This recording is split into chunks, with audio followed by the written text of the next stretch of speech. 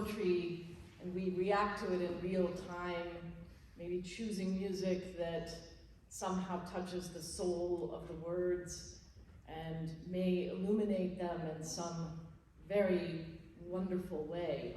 And that particular poem really struck us, that the slow movement of Dvorak American, which sounds very much like a spiritual, sometimes I feel like a motherless child. If you sing the same notes, it's right there. And that would have been because Dvorak was very, very good friends with a wonderful gentleman named Harry T. Burleigh. Look him up, wonderful singer. And he and Dvorak had a wonderful friendship, and they inspired and influenced each other. So moving on to a Cleveland poet, Langston Hughes.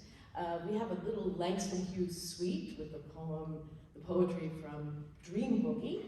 And we're going to use a little bit of Bartok and a little bit of Dvorak. And we hope you enjoy. And Mwatabu will introduce the poetry. The poem is from Langston Hughes' long poem. It's called Montage of the Dream Deferred. And let me say this for the young people. When I was in the 10th grade, I flunked English one marking period because I refused to write poetry. So if someone had told me then that I was going to grow up and become a poet, I just said something that probably would have gotten me thrown out of class. So an F is not the end, sometimes it's the beginning.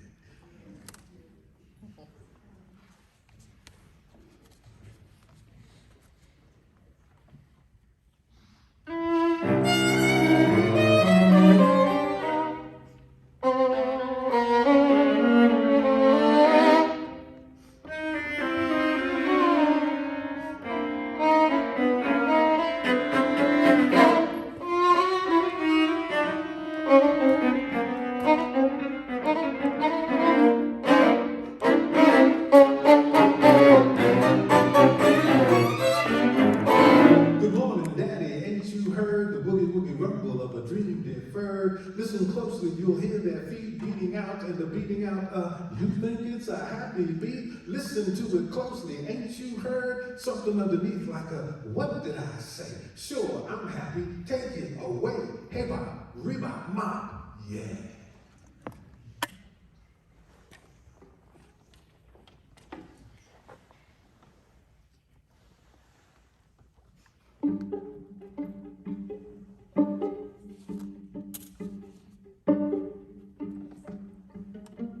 Parade,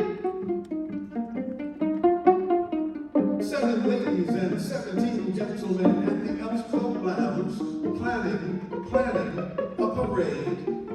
Grand Marshal in his white suit will lead it.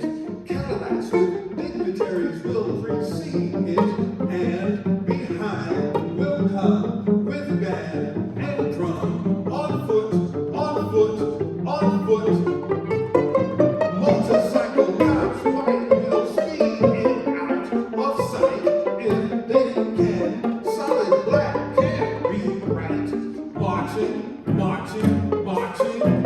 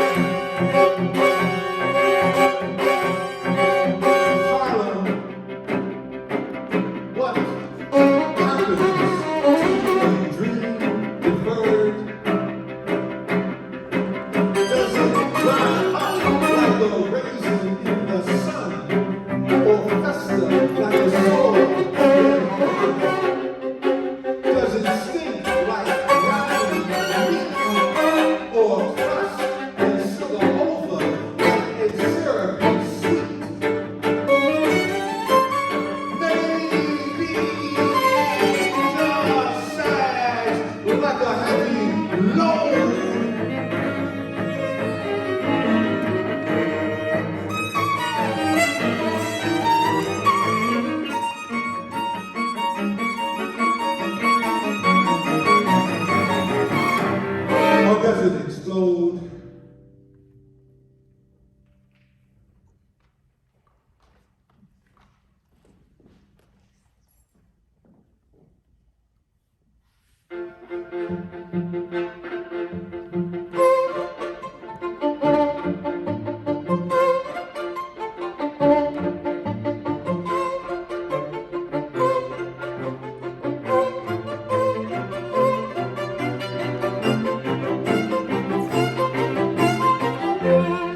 Good morning, Daddy.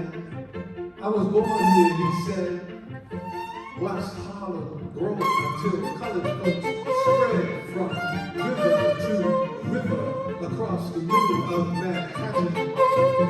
Out of Penn Station, y'all came of a nation. Planes from Puerto Rico and holes on boats. Chico up from Cuba, Haiti, Jamaica, in buses march New York. From Georgia, Florida, Louisiana, to Harlem, Brooklyn, the Bronx, but most of all, to Harlem, dusty sash across Manhattan. I've seen them come, dark, wondering, wide-eyed, dreaming out of Penn Station.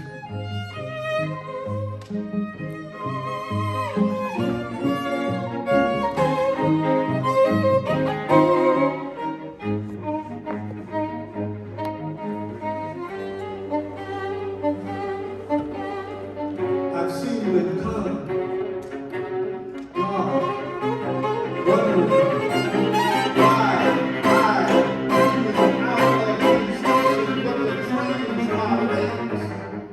The gates open, yet there are bars at each gate.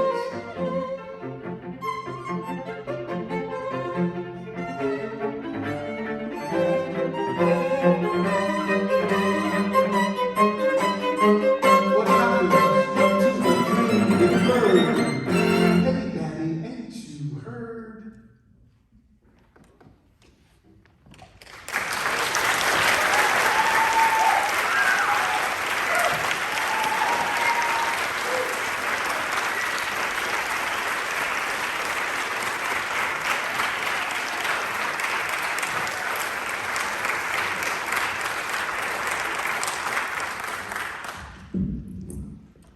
It's especially wonderful to be here in Akron because this is the community in which Mwatabu and his beautiful wife Amina raised their 5 children. I know there are.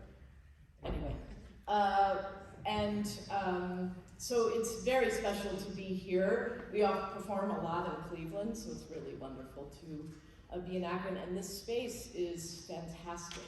So I hope that there are a lot more concerts in here from Encore. That would be awesome. Yay, yes.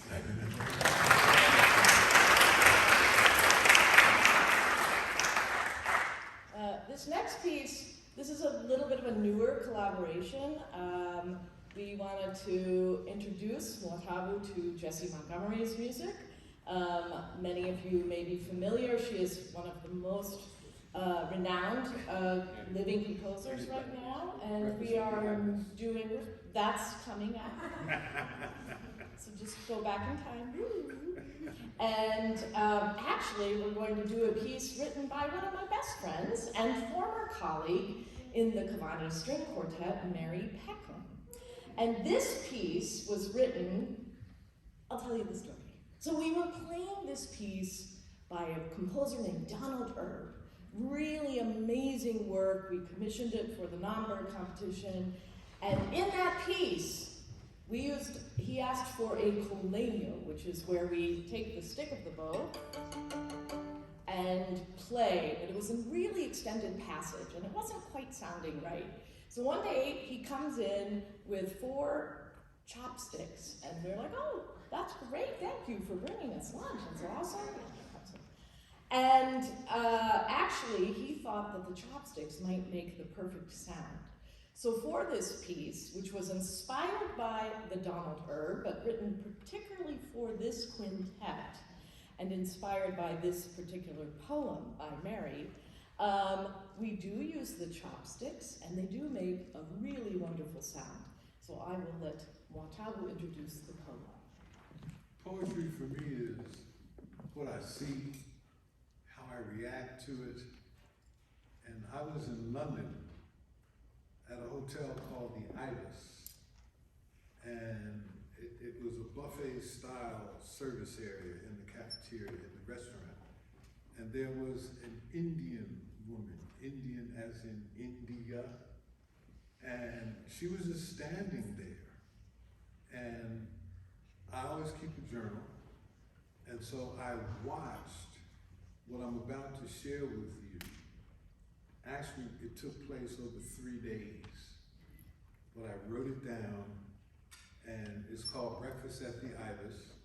I'm also a percussionist. In this country, they call these talking drums. In Senegal, it's called the tama.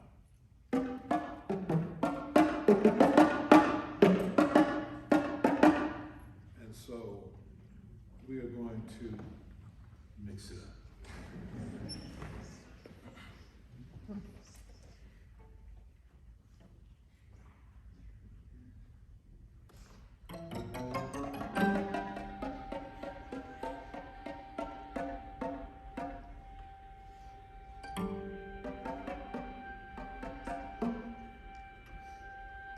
Each morning, she slips in a side door. Only I notice her. Circumstances make me a willing accomplice. Hungry people roam streets everywhere in this world.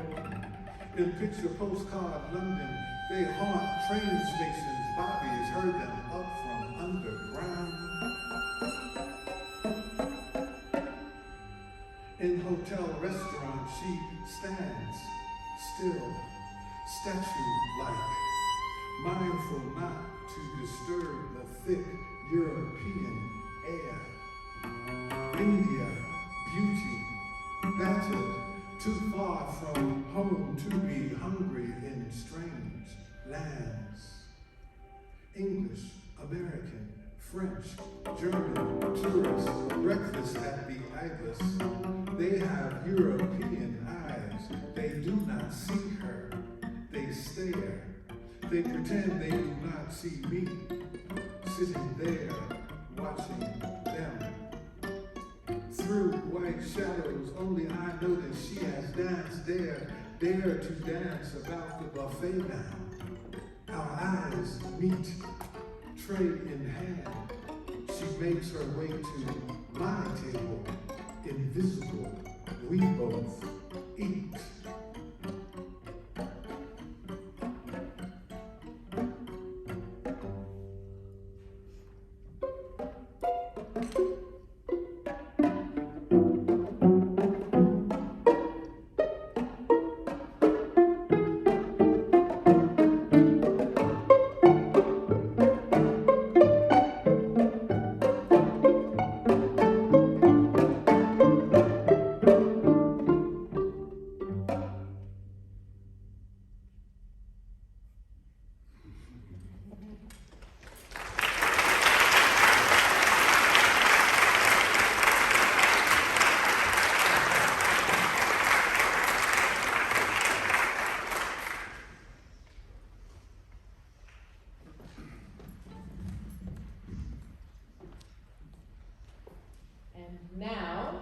Music of the marvelous Jesse Montgomery, which we recently introduced to Mwatabu, and he's been listening to the recording, which, by the way, was made by the incredible Catalyst String Quartet, who is also in residence with the Encore Festival, and Jesse was a member of the Catalyst Quartet, and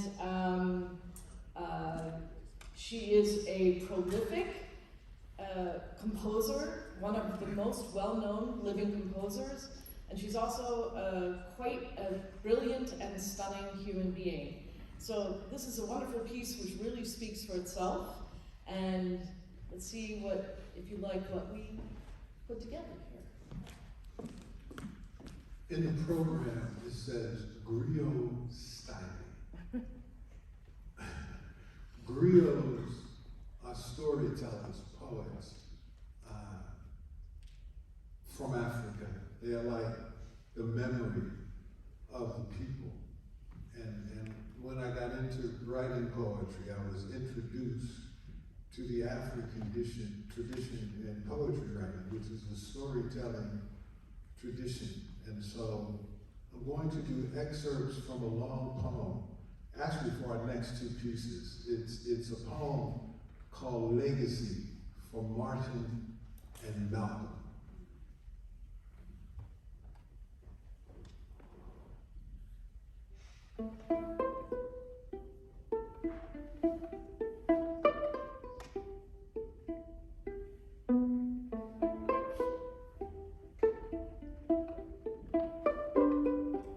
Legacy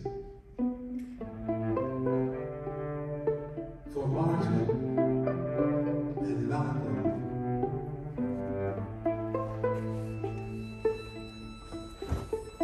Resistance. Resist. Their legacy is one of resistance.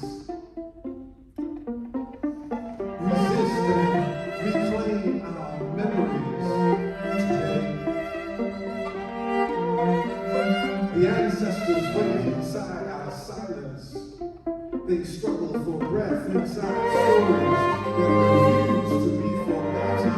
They cling to us, the living diary of a tale too few dare tell. Blackness, creation, the word new. Darkness is the mother of light, origins. Fire, water, earth, nature, mineral. We come from neighborhood of earth. War, waves, war, loss in Africa. Goree, island, Mwatabu, Cape Coast, Elmina. Europeans call it Gold Coast. Middle Passage. We are a new tribe, a new people, new world Africans in the wilderness. Time, how does time change? Time moves forward. Time passes like history. It never repeats. It only passes by, leaving us visionless. Who among us would walk south from Stono today? Who among us would stand with a nocturnal? Who among us is the singer of victorious black angels doing battle in the skies? How does time change? It passes. Slavery exists in wages today. Leather chains and professional sports games bind us to the same old plantation. No one singing still away. And if that woman called Moses came to us today, who among us will become runaways? And what a furry Douglas? Who among us will stand with the North Star? Who among us is free to be real today? Malcolm, Martin, African rivers rushed together in the America of his men, and they were men human like the rest of us. Ancient people become something new. A new sun rises in the west. Coming back mothers out to their sons. Martin, Malcolm, we deny them both today. Martin had been riddled inside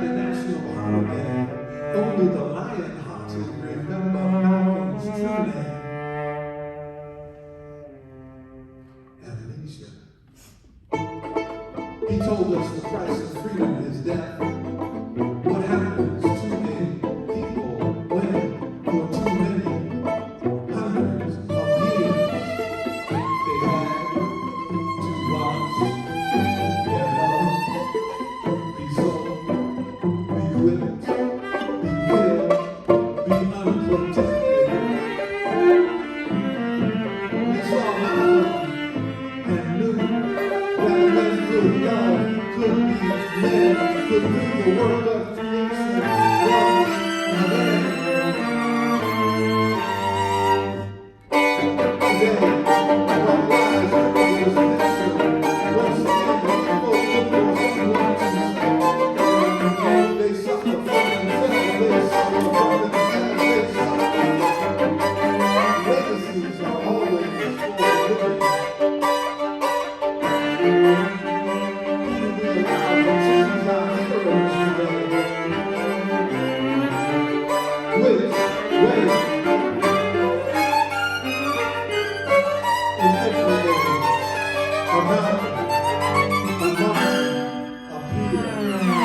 Who is it today?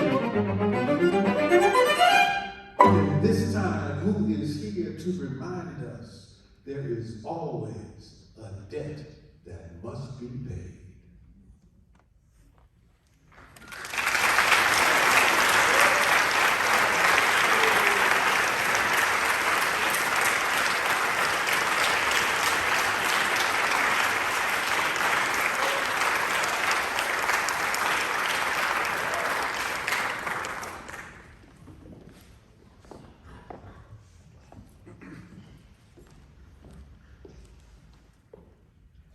And lastly, we have, which was arranged specifically for this poem, also by Mary Peckham.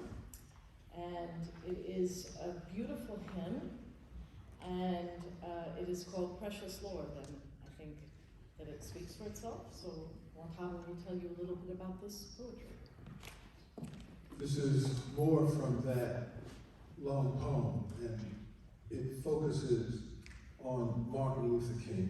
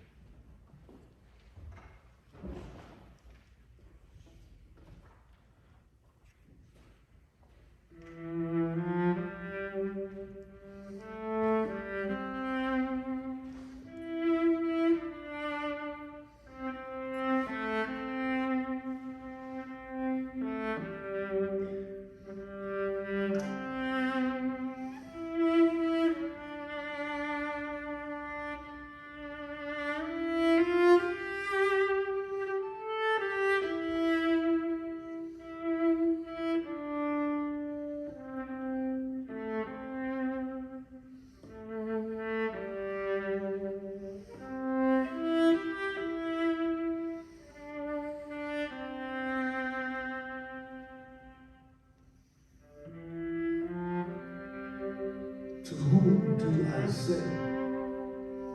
It is because of our living dead that I speak. Hear their words, the words of our departed, the faces forgotten or never seen, the lives intuitively felt, the dreaming of our dead inhabiting our bodies, making us ache.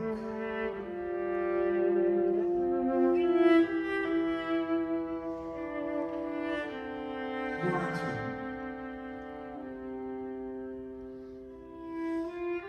it began as something deeply felt, a feeling nothing a proverbial finger could be placed upon. It surfaced the first time that night a bullet blotted King from our sight. I knew something changed in me then. I remember being unable, unwilling to mouth the pledge of allegiance that morning after. The white hollow ring resounding from empty words made me begin to see in a different light. What happens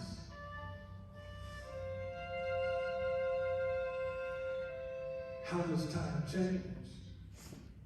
Time moves forward. Time passes like history. It can only pass by us, leaving us weary, leaving us moving and wondering in its wake.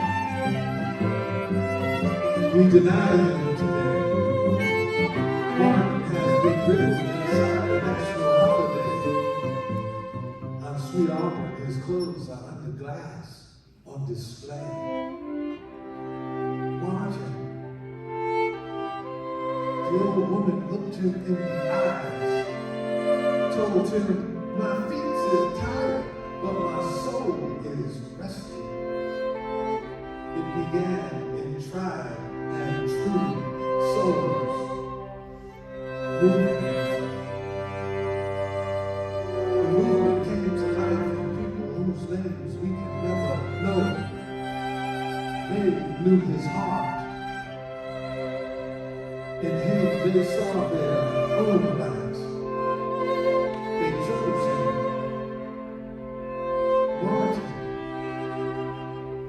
Montgomery to Memphis, in forgotten places, Earth Force people knew him, came out to touch him. They knew the cross he bore. The FBI said prevent the rise of a black messiah. Vietnam, Martin saw into the evil. He tried to save America's sin-sick soul. He sermoned from the mount. From prince, he became pariah. His disciples buckled. Some deserted. Some denied him. In a bullet's flash, he was gone. Martin.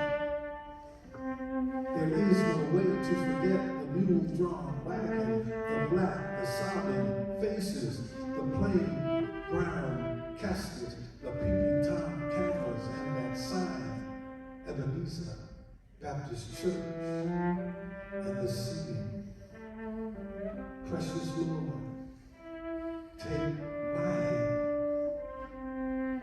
lead me on, let me stand.